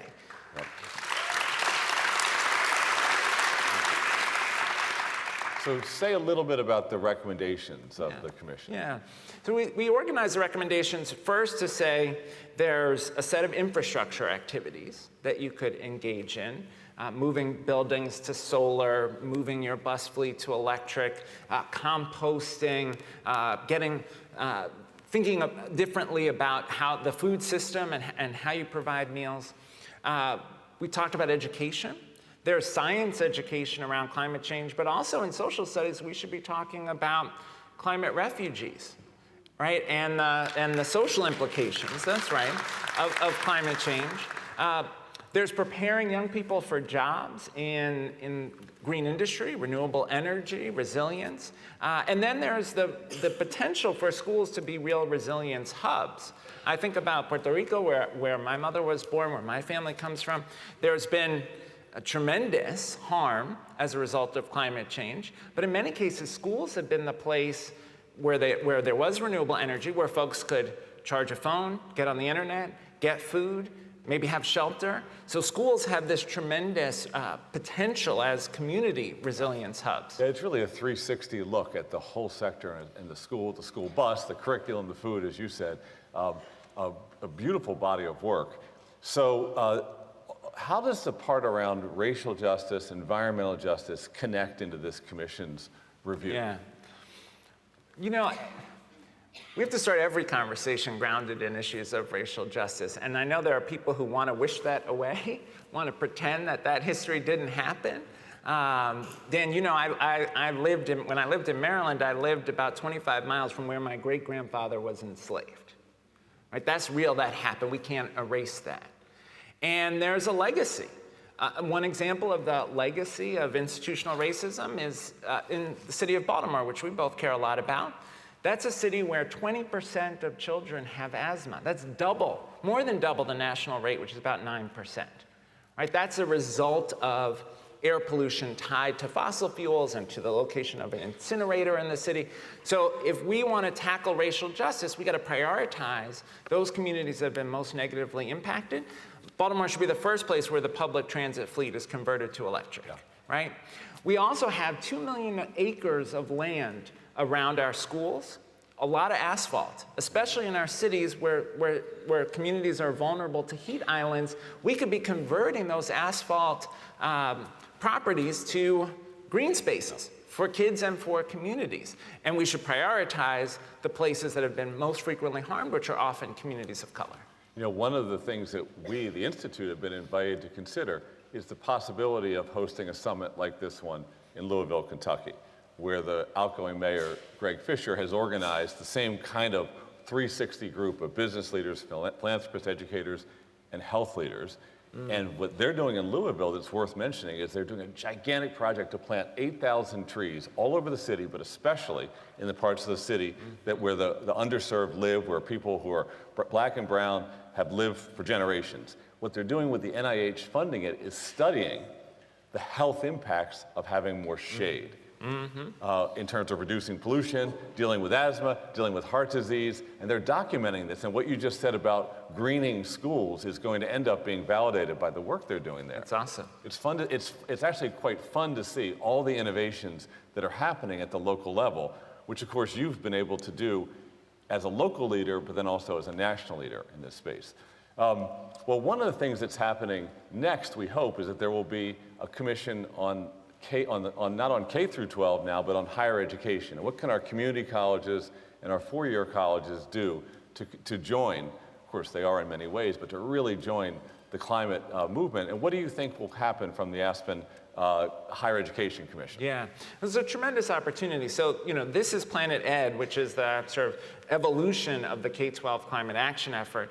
Now includes Early Childhood Task Force, a Children's Media Task Force, and we are launching this Higher Ed Task Force that'll be co-chaired by Kim Hunter-Reid, who's the Commissioner of Higher Education in Louisiana, and Millie Garcia, who leads the American Association of State Colleges and Universities. Higher ed institutions can have a huge impact here. Its facilities, right? At SUNY, we have 40% of the state's public buildings, right? It's green jobs readiness, right? Preparing folks for wind, for solar, and it's research. We're doing at SUNY Binghamton nation-leading research on battery technology that's essential to helping us get to net zero. So that's a nice transition to your current job, which you've been in for 6 or 7 weeks, 8 weeks. Yeah. So the SUNY system is, I think, with California, is the biggest public higher education systems in the country. 64 campuses? That's right. You just started your role as chancellor. How do you get your arms around something so big and so important to the state of New York and the country? Yeah. Well, look, we have a great opportunity at SUNY because we've got grad schools, four-year institutions, and all of our community colleges in the state. So we can have an impact on multiple levels. I've made clear that climate action is a priority for me as chancellor, and we are in the process of appointing an executive director of climate action to work across our campuses to support climate action. We've got to move faster to get to net zero. We will hit our target of a 40% reduction in greenhouse gas emissions by 2030. But we want to get to an 85% reduction at least by 2050. To do that, we've got to accelerate our work in buildings. We are critical to the state's ability to hit our renewable energy targets. We've got to train the workforce at our community college campuses in particular. And then we've got to expand our research work. So at Stony Brook, they're doing tremendous research on resilience. And what do we do about shorefront communities and the impact that climate change will have on them? How do we think about making transportation more resilient in New York City, for example? We've got folks at Albany doing incredible work on atmospheric science, thinking about changing patterns of precipitation and drought across the country. We've got an environmental science and forestry school in Syracuse where they're doing great work on sustainable agriculture. So I think higher ed has a responsibility to help society grapple with our biggest challenges, and this is our biggest existential threat. Yeah. So how do you as chancellor help all those different campuses in their research agenda? Is it largely to stay out of the way? Is it to give them some guidance? What does it mean to support so much research? Yeah, well, a lot of it is about facilitation. I want to make sure we get as many federal dollars as possible, so that Inflation Reduction Act, we want a lot of those resources to come to New York to support research. So we're helping folks with thinking through grant applications. We want our institutions to partner with communities to tackle environmental justice issues. It's another place where there's federal funding that we can go get. There's private philanthropy and trying to persuade philanthropists to invest in our campuses to support that research. There's helping our campuses recruit diverse faculty members to engage in that research.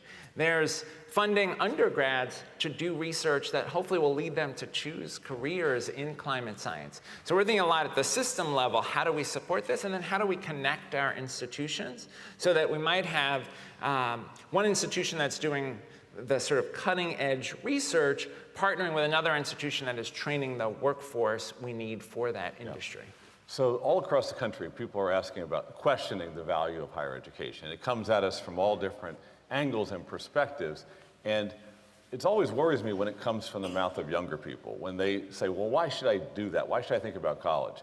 Not that college should be for everybody or there's one model, but how are you thinking about that question of the public's interest in and perhaps doubts about the value proposition? Yeah.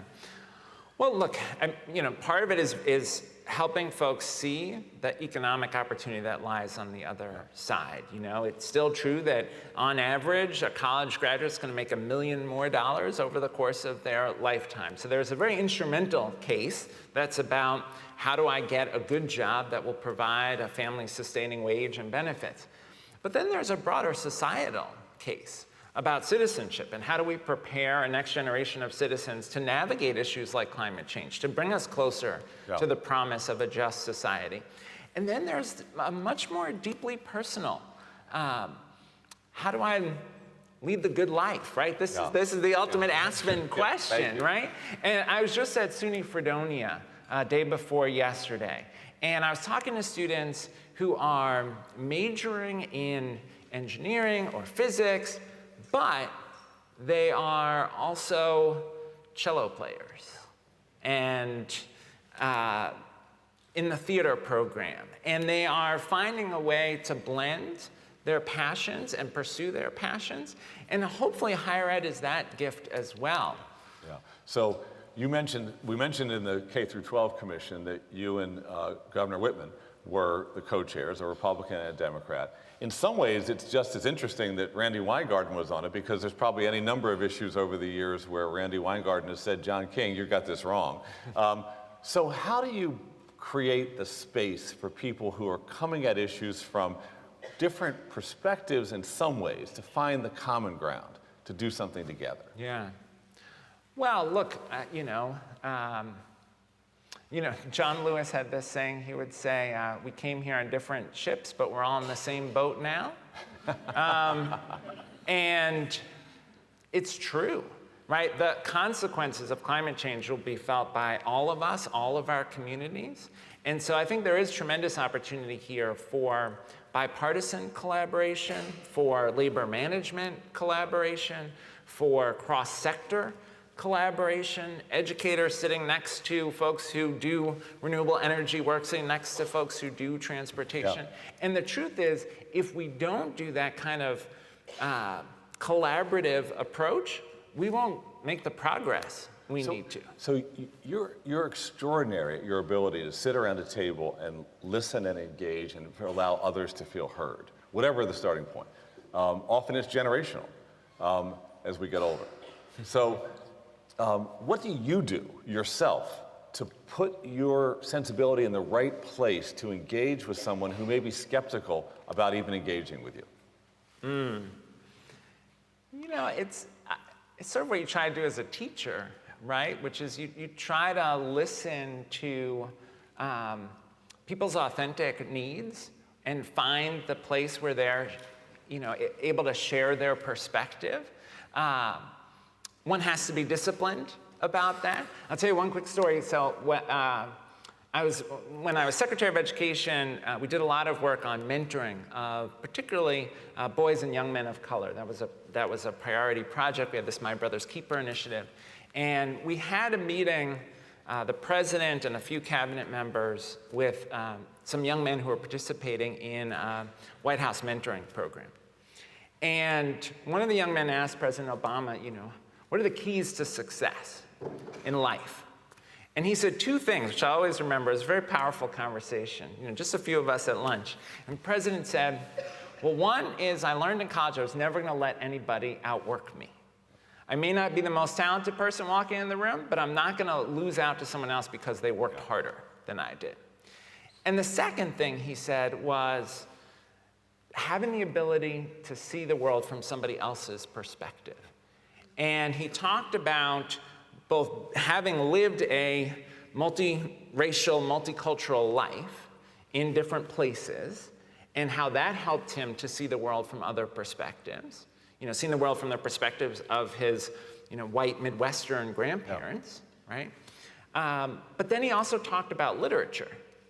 And I think about this a lot in conjunction with the work that Aspen does. He talked about how when you read a novel or you read autobiography, you get to inhabit someone else's worldview. You get to see the world through somebody else's eyes.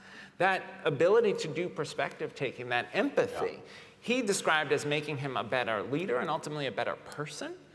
And, I try very much to say to make myself think about how would it feel to be in the other person's situation. And I think if we could all do that a little bit more, we'd have a healthier society. That's a great note to conclude on. Thank you so much, John. Thank you.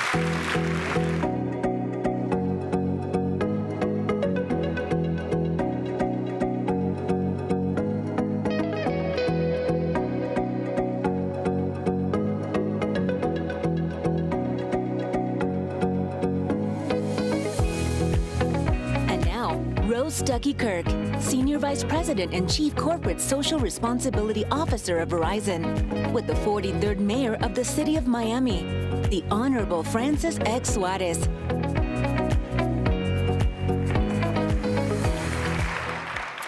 Well, hello everyone, how are you?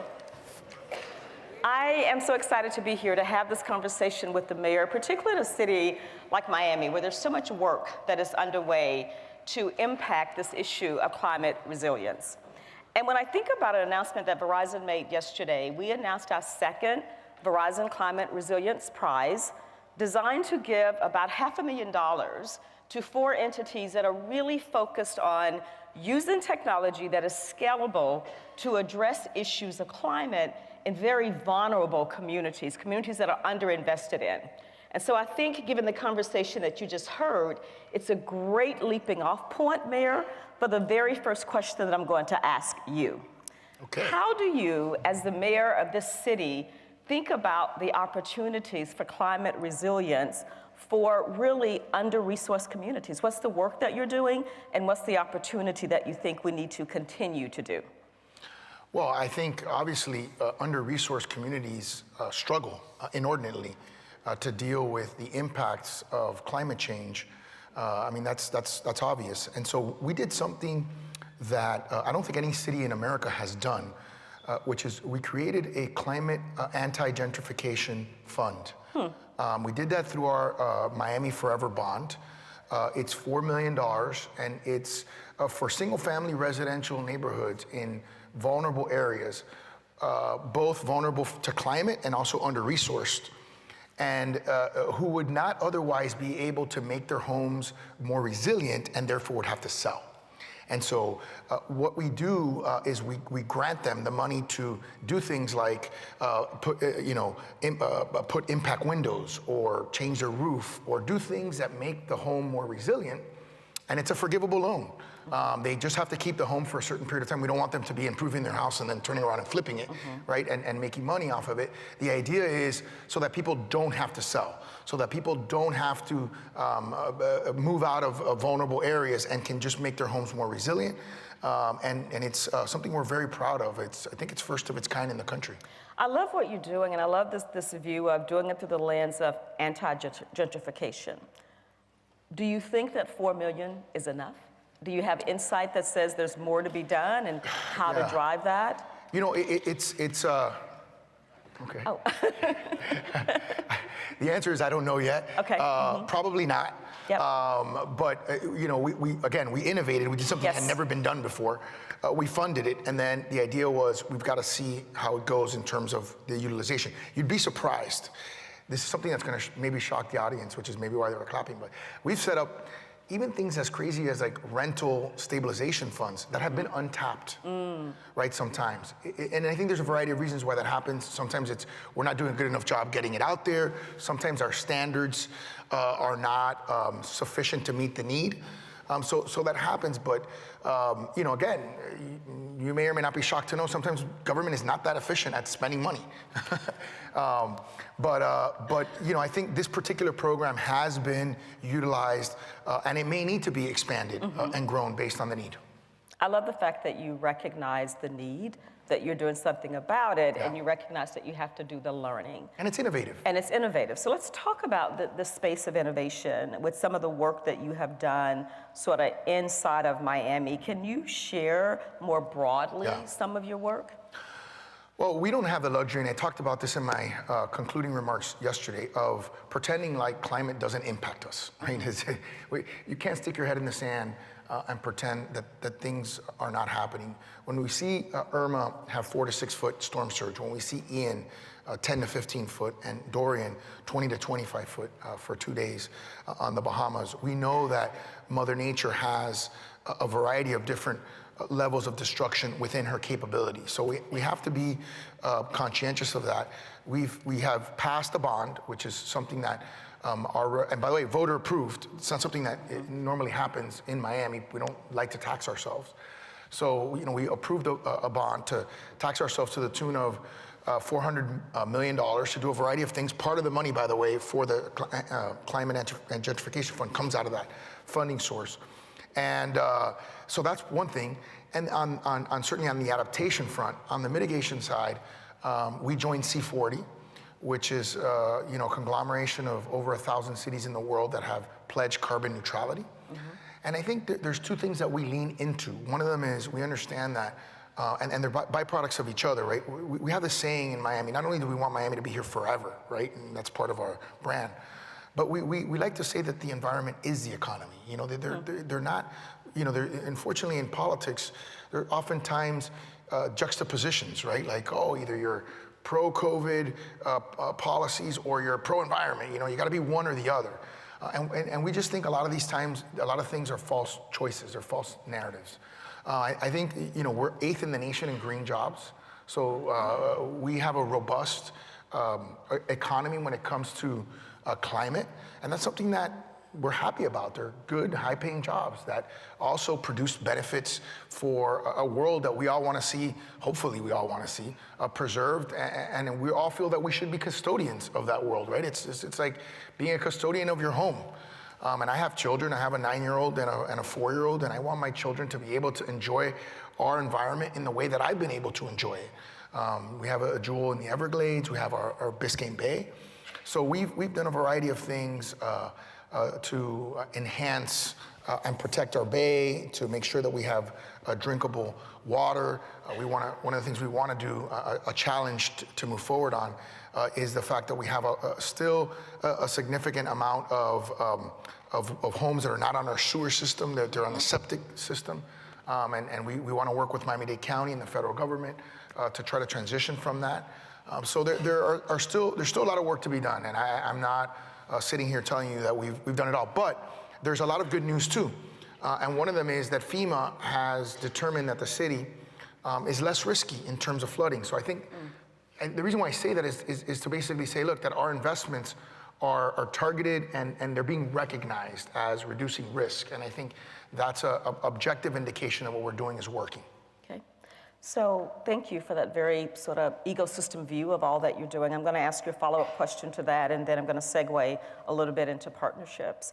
So if you think through sort of all that you said, particularly this view that the environment is the economy, how are you thinking about the under-resourced communities that you're lifting into opportunity to participate in that economy, to have jobs, to contribute more broadly, to get the skills and the training that's needed so that they can help find and create solutions that they can bring back to their own communities?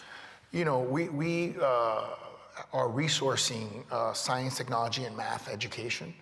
We're doing it at every level, from kindergartners all the way through 11 through 18-year-olds by investing in high-performing nonprofits. And then we created a scholarship fund, which we call the Venture Miami Scholarship Fund, so that every single Miamian that's a Pell Grant recipient, basically the most needy in our community, if they are getting a STEM degree, which hopefully will translate into potentially some environmental engineering degree, as well as computer engineering, et cetera, they go to school for free. So we did that by putting a modest investment from the city side, but leveraging it with an 11-to-1 investment from the private sector side. So we're investing about $500,000. The private sector is investing $5.5 million. And we've created the scholarship fund so that kids in STEM education fields who are Pell Grant recipients can go to college and get a university degree for free. Excellent. So,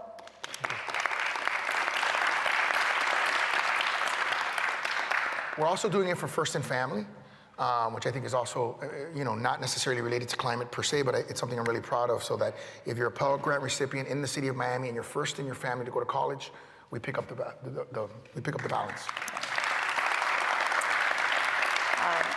I personally think that's so important. I do not live in Miami. I actually live in Texas, but I graduated from college. Nobody's perfect.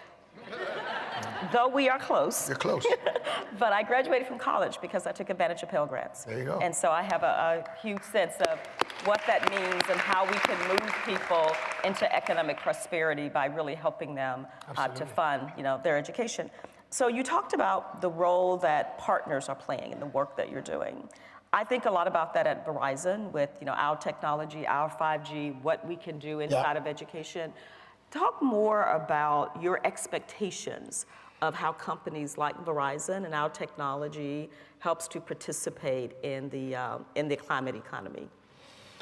Well, we know that the world is changing rapidly, that the rate of disruption is increasing and exponential.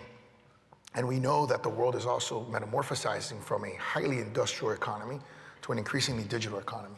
And so we think that companies like Verizon and 5G and democratizing 5G, and even the infrastructure bill, which one of the components of it is broadband for all. It's important to give everyone in our community an opportunity to be successful. If they have that opportunity and they want to go into a field like climate technology, which, by the way, for young people is their #1 issue. It may not have been the number one issue for my generation or even the one that came after me, but the one that comes after that, that's 18 years old, I don't know what they're called, if they're called the TikTok generation. I don't know if they've gotten a name yet, but that generation it's their number one issue. And I can tell you, I hear about it. So it's definitely in the forefront of their mind. So I can see how a lot of these partnerships, this digital access, can increase the ability for them to have an opportunity to get a STEM degree in a climate field and be part of the answer. I think in life, we strive for meaning.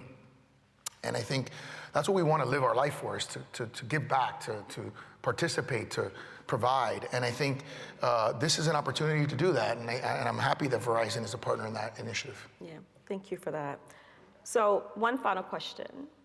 If you think about your legacy, not just as a mayor, but in this space of climate resilience, tell me 3 things that would be important to you to cement that legacy. I think the 3 things are adaptability, mitigation, and then the third one is one that doesn't get talked about, which is reversal. Right? I love to see a world where we adapt to what Mother Nature does. I'd love to see a world where we mitigate, and more than mitigate, but we eliminate the emission of carbon into the environment, right? And then I like to see a world where we can reverse the damage that we've done. And we never talk about that. I mean, I don't know why we don't talk about it, because I guess we're so focused on mitigating to a place where there isn't some catastrophic outcome that we just don't even get to the next step, which is how do we reverse? I have a really deep sense of belief in the human spirit and the spirit of ingenuity. You know, people will often tell me, you know, is Miami going to be underwater? And I said, well, there's a lot of cities in the world that are under the sea level, right? So they've found ways to survive for hundreds of years under sea level. So if the worst case scenario presents itself that we're actually below sea level, I still feel optimistic that we can solve for that problem. But we shouldn't necessarily have to get there to solve for these macro problems. We should feel a sense of urgency. We should feel a sense of pride in our world. And frankly, you know, we should find the economic means to do it. I think, like I said, I think there are economic incentives in play, and not just government incentives, but private sector economic incentives in play. You know, I know that there's a debate about this, but I've been to many Middle Eastern countries who are oil-producing countries whose main focus right now is finding next generation energy sources, right, and being the purveyor of those energy sources. So, you know, some people doubt their sincerity in that, but I can tell you it's consistent. I mean, they're consistently talking about it, they're consistently investing in it, which leads me to believe that even they understand that the world is going to transition and that they want to be a part of that transition. You know, if they're purveyors of energy, they want to be purveyors of the next iteration of technology and energy. And that's actually smart. That's good business. I mean, if you see something being disrupted in your industry, adapt. I mean, we saw our main power company here, which was producing mostly nuclear power, become the largest purveyor of solar in the country. So they did that most likely because they saw the competitive pressures and they realized that it was smart, sort of you can't beat them, join them kind of mentality. And not only did they join them, they became the largest purveyor of solar in the country. So that happens, and we have to lean into that and applaud that when it does, when economics drives innovation in a way that's good for our environment and for our country. Yeah, thank you. So reversal is important, and I think that I would just close our conversation by saying the ability to make sure that everyone has a seat at the table, to ensure that they understand how to make changes inside of their community is so important, particularly for under-resourced and vulnerable communities. So I thank you for what you're doing. I thank you for the partnership that we have and the fact that Verizon is as committed to climate issues as you are in the city of Miami. So thank you all. Thank you, Rose.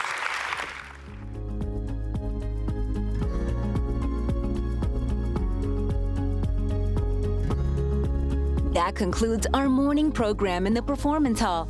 Please make sure to use the hashtag Aspen Ideas Climate as you post on social media.